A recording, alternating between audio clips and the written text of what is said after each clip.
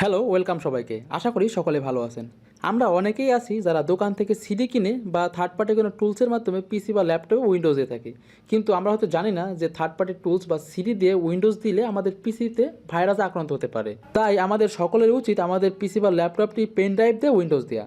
আর এই pen drive দিয়ে Windows দিতে হলে আমাদের পেন ড্রাইভটাকে বুটেবল করে নিতে হয়। এই ভিডিওতে আমি আপনাদের শেখাবো কীভাবে সঠিক নিয়মে আপনাদের পেন ড্রাইভটাকে বুটেবল করতে পারেন।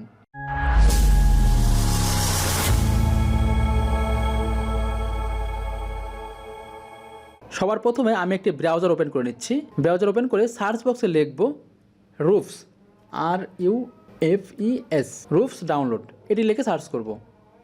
সার্চ করার পর এখান থেকে দ্বিতীয় যে ওয়েবসাইটটা আছে এখানে ক্লিক করবেন, ডাউনলোড রুফস 3.19। এখান থেকে আপনারা ডাউনলোড নামে যে মেনুটি আছে এখানে ক্লিক করবেন। দেন এখান থেকে স্টার্ট ডাউনলোড নামে যে অপশনটা এখানে ক্লিক করব। সফটওয়্যারটি আমার ডাউনলোড কমপ্লিট হয়ে গেছে। এখান থেকে আমি ওপেন ফোল্ডার করে নেব। দেন এখান থেকে আমি ডাবল ক্লিক করে সফটওয়্যারটি ওপেন করে নেব। ইয়েস। এখন আপনারা সফটওয়্যারটির ভিতরে সব কিছু ব্ল্যাঙ্কস দেখতেছেন। এখানে ডিভাইসে কোনো কিছু নেই, পার্টিশনেও কোনো কিছু নেই।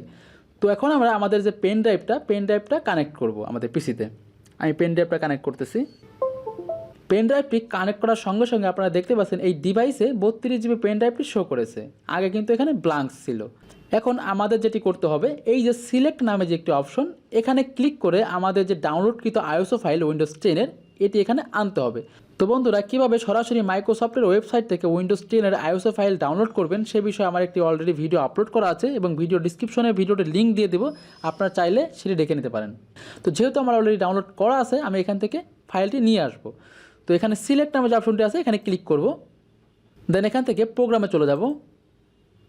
এই দেখতে পাচ্ছেন উইন্ডোজ 10 আইএসও ফাইল, এই ফাইলটি আমি এখানে সিলেক্ট করব।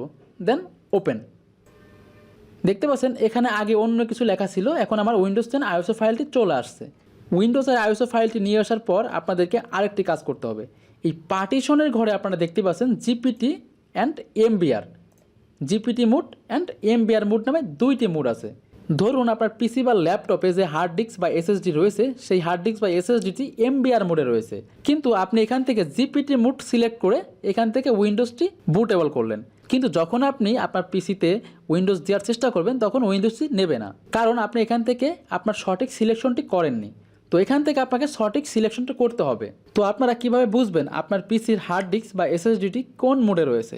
এর জন্য আপনাকে প্রথমে চেক করে নিতে হবে। তো কিভাবে চেক করবেন চলুন দেখি। আমি এগুলো মিনিমাইজ করে নিচ্ছি।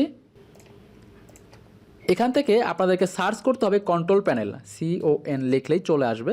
এখান থেকে আমি কন্ট্রোল প্যানেলে চলে যাচ্ছি। দেন এখান থেকে ক্যাটাগরিতে ক্লিক করে লার্জ আইকনে করে নেবেন। দেন প্রথমে যেটি আছে এখানে চলে যাবেন অ্যাডমিনিস্ট্রেটর টুল। এখান থেকে আপনারা চলে যাবেন কম্পিউটার ম্যানেজমেন্ট নামে যে অপশন আছে এখানে। দেন এখান থেকে ডিস্ক ম্যানেজমেন্ট নামে একটি অপশন পাবেন, ডিস্ক ম্যানেজমেন্টে ক্লিক করবেন। এখানে আপনারা দেখতে পাচ্ছেন আমার এখানে দুইটি ড্রাইভ শো করেছে, একটি ডিস্ক 0, একটি ডিস্ক অন। ডিস্ক 0 আমার ল্যাপটপের হার্ড ডিস্ক এবং ডিস্ক অন হচ্ছে আমি যে পেন ড্রাইভটি লাগালাম সেটি। তো যেহেতু আমি চেক করব আমার পিসি বা ল্যাপটপের যে হার্ড ডিস্কটা আছে সেই হার্ড ডিস্কটা কোন মোডে রয়েছে, যেখানে আমি আমার উইন্ডোজটি সেট করব। তো এই যে ডিস্ক 0 এখানে রাইট বাটন ক্লিক করবেন। দেন প্রপার্টিস নামে একটি অপশন আছে এখানে ক্লিক করবেন। এখান থেকে উপর দিকে ভলিউম নামে যে অপশনটা আছে এখানে ক্লিক করবেন। এখানে আপনারা দেখতে পাচ্ছেন গাইড পার্টিশন টুল জিপিটি, তার মানে আমার যে হার্ড ডিস্ক বা এসএসডিটি রয়েছে সেটি জিপিটি মোডে রয়েছে। ঠিক এভাবে আপনারা আপনাদের পেন ড্রাইভটি বুটেবল করার আগে অবশ্যই চেক করে নেবেন, তা না হলে উইন্ডোজ দেওয়ার সময় ভোগান্তিতে পড়বেন।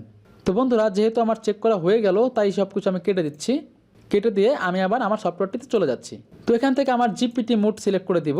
যেহেতু আমার হার্ড ডিস্কে জিপিটি মোডে আছে আমি এখান থেকে জিপিটি সিলেক্ট করে দিলাম। জিপিটি সিলেক্ট করে দিয়ে এখান থেকে স্টার্টে ক্লিক করতে হবে। স্টার্টে ক্লিক করার পর একটি ওয়ার্নিং মেসেজ আসবে যে আপনি যে পেন ড্রাইভটি লাগিয়েছেন সেই পেন ড্রাইভে থাকা সকল ডাটা কিন্তু মুছে যাবে, আপনার উইন্ডোজের আইএসও ফাইলটি এখানে ইনস্টল হবে। তো এখান থেকে আমরা ওকে প্রেস করে দেব। তো আপনারা দেখতে পাচ্ছেন আমার উইন্ডোজ 10-এর যে আইএসও ফাইলটি ছিল সেই আইএসও ফাইলটি আমার পেন ড্রাইভে বুটেবল হচ্ছে।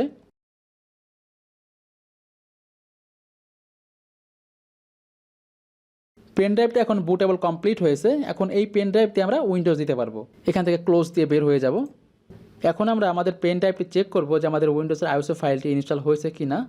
মাই পিসিতে চলে যাচ্ছি। দেখতে পাচ্ছেন ISO লেখা আছে, এখানে ক্লিক করি। দেখতে পাচ্ছেন আমাদের উইন্ডোজটি বুটেবল কমপ্লিট।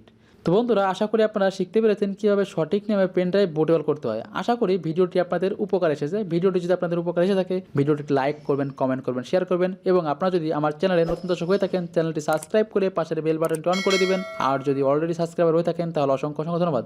দেখা হবে পরবর্তী নতুন কোনো ভিডিওতে। সে পর্যন্ত ভালো থাকবেন, সুস্থ থাকবেন।